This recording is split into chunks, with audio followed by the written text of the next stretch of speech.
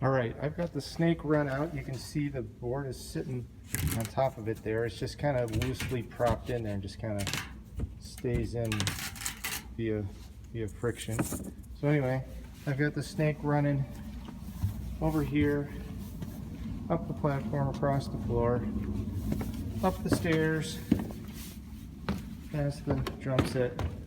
You can see that's about how far it gets.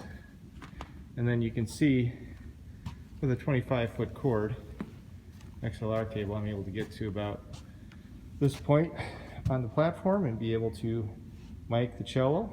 Violin 1 and 2 and cello all have the phantom power already turned on.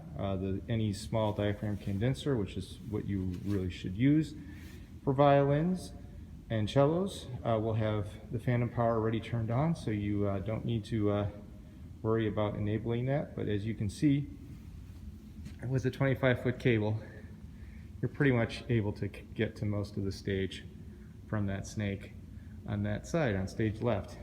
And if not, just add another XLR on, because obviously you can keep ganging them onto each other. Next, we'll head up to the board and look and see what that looks like at the board.